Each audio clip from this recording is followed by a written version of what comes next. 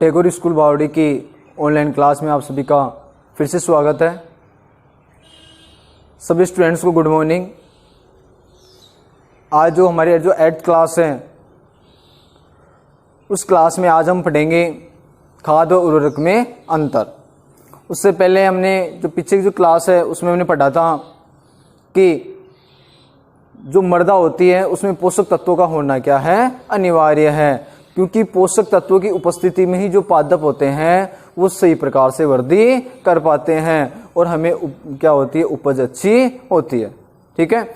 अब देखो जैसे हम बात करें उसमें हमने थोड़ा सा ये भी पढ़ लिया था कि जो उर्वरक की जो बजाय है जो खाद होते हैं वो ज़्यादा श्रेष्ठ होते हैं, क्योंकि खाद से भूमि की उपजाऊपन लंबे समय तक बनी रहती है। ठीक है ना। साथ ही जल धारण करने की क्षमता भी बढ़ जाती है। ठीक है। ये सारी स्थिति हमने पढ़ी थी। फिर हमने पढ़ा कि जैसे मान लो कि भूमि में उपजाऊपन बनाए रखने के लिए खाद और उर्वरक डालते हैं, इसके साथ साथ जो फसल चक्रण जो विधि होती है वो भी अपनाई जाती है। यानी किसी जो खेत होता है उसमें एकांतर क्रम में क्या की जाती है, फसल बोई जाती है। वो क्या कहलाता है, फसल चक्रण कहलाते हैं, अलग अलग किस्म की। ठीक है। इसके अतिरिक्त हमने देखा कि जैसे जो मृदा होती है उसमें जो लेग्यूमिनेसी कुल के जो पादप होते हैं उनमें जो मूल ग्रंथिकाएं होती है उसमें राइजोबियम नामक जीवाणु पाया जाता है। कौन सा जीवाणु पाया जाता है, राइजोबियम नामक जीवाणु पाया जाता है। और यह जो राइजोबियम नामक जीवाणु होता है वो वायुमंडलीय जो नाइट्रोजन गैस है उसको नाइट्रोजन के यौगिकों में बदल देता है। किसमें बदल देता है, नाइट्रोजन के यौगिकों में बदल देता है। और इस नाइट्रोजन यौगिकों को पेड़ पौधे क्या कर लेते हैं, ग्रहण कर लेते हैं मृदा से। ठीक है ना। और उससे उन्हें नाइट्रोजन की पूर्ति हो जाती है। आज इसके बाद हम पढ़ेंगे यही चीज और फिर उसके बाद हम पढ़ेंगे खाद व उर्वरक में अंतर। ठीक है। तो लाइन चेंज करके क्या लिखेंगे, लाइन चेंज करके हम लिखेंगे कि राइजोबियम जीवाणु फलीदार लेग्यूमिनस पौधे की जड़ों की ग्रंथिकाओं में पाए जाते हैं। कौन सा जीवाणु, राइजोबियम जीवाणु। तो लिखो लाइन चेंज करके हम लिखेंगे राइजोबियम जीवाणु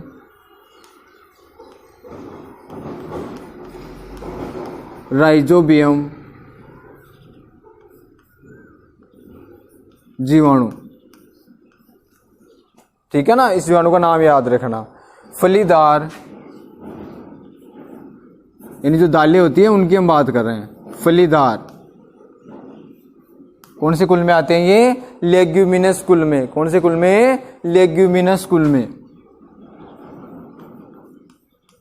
लेग्यूमिनस।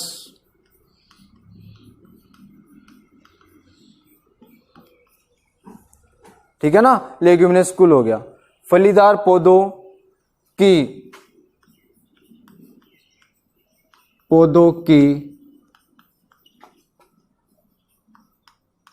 जड़ों की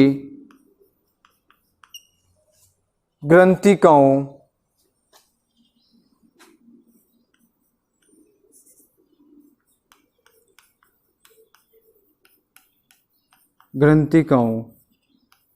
में पाए जाते हैं।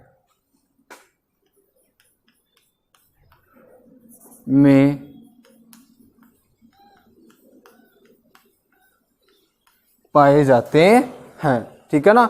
जो वायुमंडलीय नाइट्रोजन का स्थिरीकरण करते हैं, नाइट्रोजन का स्थिरीकरण किसे कहते हैं कि वायुमंडलीय नाइट्रोजन को नाइट्रोजन के यौगिकों में बदलना नाइट्रोजन यौगिकीकरण या नाइट्रोजन स्थिरीकरण कहलाता है।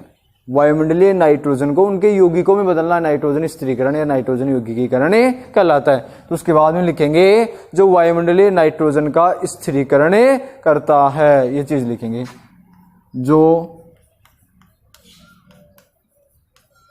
वायुमंडलीय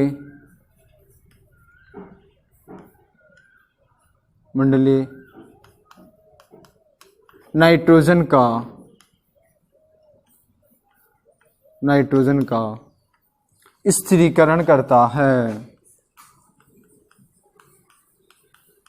स्थिरीकरण करता है। ठीक है ना। ये इसके अंतर्गत हो गया। अब हम आगे पढ़ेंगे खाद व उर्वरक में अंतर बताएंगे। खाद व उर्वरक में अंतर। तो अगला टॉपिक हम लिख लेंगे खाद व उर्वरक में अंतर। ये हमारा टॉपिक रहेगा, लिख लो ये, ठीक है। उसके बाद में थोड़ा सा मैं समझा देता हूं, उसके बाद में आपको लिखना है, ठीक है। एक तरफ तो क्या लिख लेंगे, खाद, अभी आपको कुछ नहीं करना है, और एक तरफ क्या लिख देंगे, उर्वरक, लिखना नहीं अभी तक, ठीक है।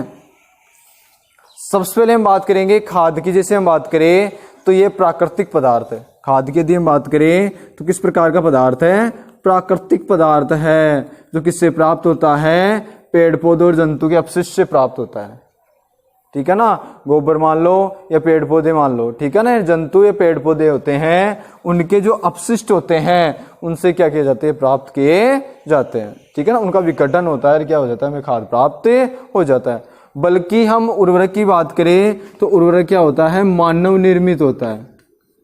क्या होता है, मानव निर्मित लवण है, यानी मानव के द्वारा बनाया जाता है। ये क्या होता है, पेड़ पौधों जंतुओं के अपशिष्ट के अपघटन से बनाया जाता है, ठीक है ना। फिर हम बात करें कि जो ये खाद होती है वो कहाँ बनाई जाती है, खेतों में। कहाँ बनाई जाती है, खेतों में। बल्कि जो उर्वरक होती है वो कहाँ बनाई जाती है, फैक्ट्रियों में। उर्वरक का जो उत्पादन होता है कहाँ होता है, फैक्ट्रियों में होता है। कहाँ होता है, फैक्ट्रियों में, ठीक है। फिर देखो, जैसे हम बात करें कि जो खाद होते हैं उससे मिट्टी की जो ह्यूमर क्षमता होती है प्रचुर मात्रा में बनती है, यानी लगातार भूमि के उपजाऊपन बना रहता है। ह्यूमस की जो मात्रा होती है वो क्या होती है, इससे प्रचुर होती है, लंबे समय तक ह्यूमस बना हुआ रहता है। लेकिन इससे क्या होता है, मिट्टी में ह्यूमस प्राप्त नहीं होता है। ह्यूमस प्राप्त नहीं होता है किससे, उर्वरक से, ठीक है ना। अब देखो, जैसे हम बात करें कि जो खाद की यदि हम बात करते हैं तो खाद में उर्वरक की तुलना में जो पोषक तत्व है उसकी मात्रा क्या होती है, कम होती है। पोषक तत्व कम होते हैं खाद में वैसे, ठीक है ना। बल्कि जो उर्वरक होते हैं उसमें नाइट्रोजन है, फास्फोरस है, ठीक है ना। इस प्रकार के जो पोषक तत्व होते हैं वो क्या पाए जाते हैं, प्रचुर मात्रा में पाए जाते हैं। नाइट्रोजन, फास्फोरस, पोटेशियम, ये पोषक तत्व प्रचुर मात्रा में पाए जाते हैं। और यदि लिखना चाहिए तो खाद होते हैं उससे जल प्रदूषण की संभावना बहुत कम रहती है, बल्कि जो उर्वरक होता है उससे जल प्रदूषण की संभावना अधिक होती है। खाद से जो जल धारण की क्षमता ज्यादा हो जाती है, बल्कि इससे ऐसा नहीं होता। लेकिन हमें 3-4 याद रखने हैं, ठीक है ना।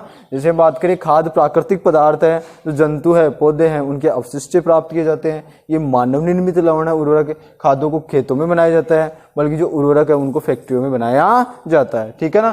खाद होता है उसमें ह्यूमस प्रचुर मात्रा में पाई जाती है, बल्कि उर्वरक में ह्यूमस से नहीं होती है। खाद होता है उसमें जो पोषक तत्व होते हैं उर्वरक की तुलना में कम होता है, बल्कि इसमें क्या होता है, नाइट्रोजन, फास्फोरस और पोटेशियम की प्रचुरता पाई जाती है, ठीक है। तो अब इसके बाद हम सारणी बनाएंगे। एक साइड लिख लेंगे उर्वरक और एक साइड लिख लेंगे खाद, ठीक है ना। अंतर के लिए सारणी बनानी है, ठीक है। जैसे सारणी की यदि हम बात करें तो इधर तो लिख लेंगे हम उर्वरक, इधर हम लिख लेंगे खाद,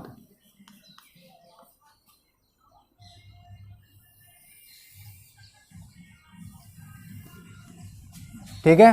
सबसे पहले 1 नंबर लिखेंगे हम उर्वरक में, ठीक है ना। यह मानव निर्मित लवण है, यह है मानव निर्मित लवण है,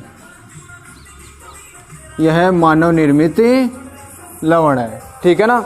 इसके बाद में देखो, जैसे हम बात करें मानव निर्मित लवण है, उसके बाद में हम अगला पढ़ेंगे कि यह क्या है, प्राकृतिक पदार्थ है। इसमें हम बात करेंगे खाद में यह क्या है, प्राकृतिक पदार्थ है। यह प्राकृतिक पदार्थ है,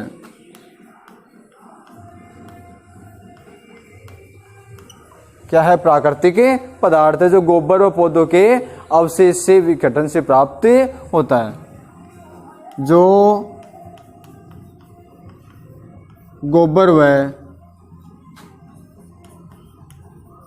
पौधों के विघटन से प्राप्त होता है, से प्राप्त होता है, ठीक है। फिर हम बात करेंगे 2 नंबर की, तो इनका उत्पादन कहाँ होता है, फैक्ट्रियों में होता है। इनका उत्पादन किसमें होता है? फैक्ट्रियों में। फैक्ट्रियों में होता है।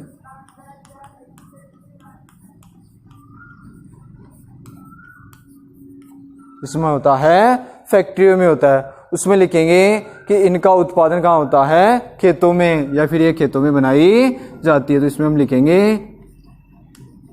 यह खेतों में बनाई जाती है।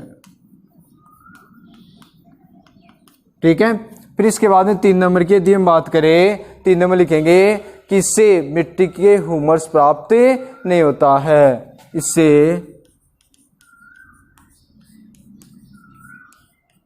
मिट्टी को ह्यूमस प्राप्त नहीं होता है। इसमें लिखेंगे इससे मिट्टी को ह्यूमस प्रचुर मात्रा में प्राप्त होता है। इसमें लिखेंगे इससे मिट्टी को ह्यूमस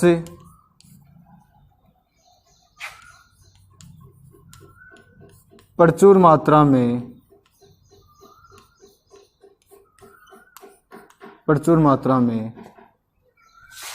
प्राप्त होता है।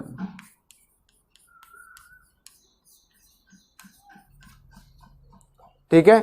इसमें लिखेंगे कि इसमें पादप पोषक जैसे नाइट्रोजन, फास्फोरस, पोटेशियम ये क्या होते हैं? प्रचुर मात्रा में होते हैं। इसमें लिखेंगे इसमें पादप पोषक जैसे नाइट्रोजन,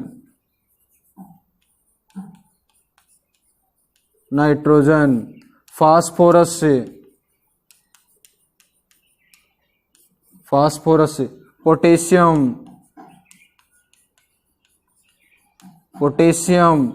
प्रचुर मात्रा में होते हैं। प्रचुर मात्रा में होते हैं या प्रचुरता में होते हैं? प्रचुरता में होते हैं।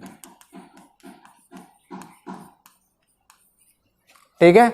उसकी यदि हम बात करेंगे कि उसमें जो नाइट्रोजन, फास्फोरस पोषक तत्व होते हैं वो उर्वरक की अपेक्षा क्या होते हैं? कम होते हैं। इसमें पादप पोषक तुलनात्मक रूप से क्या होते हैं? कम होते हैं। इसमें लिखेंगे इसमें पादप पोषक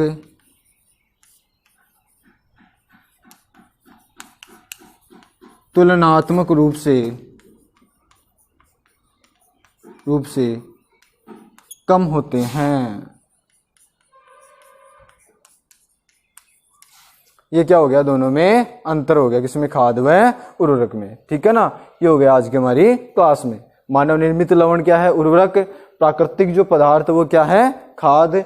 उर्वरक होते हैं वो फैक्ट्रियों में उत्पादन किया जाता है। खाद किसमें किया जाता है? खेतों में बनाया जाता है। उर्वरक होता है उससे ह्यूमस प्राप्त नहीं होता है, बल्कि जो खाद होता है उससे क्या प्राप्त हो जाता है? मिट्टी को ह्यूमस प्रचुर मात्रा में प्राप्त हो जाती है। इसमें हम बात करें कि जो पोषक तत्व है जैसे मुख्यतः नाइट्रोजन, फास्फोरस और पोटेशियम उर्वरक में क्या होता है? प्रचुर मात्रा में पाए जाते हैं, बल्कि इसकी तुलना में जो खाद होते हैं उनमें ये प्रचुर मात्रा में नहीं पाए जाते हैं। ठीक है ना। ये चीज यहाँ तक होगी, बाकी अगली क्लास में।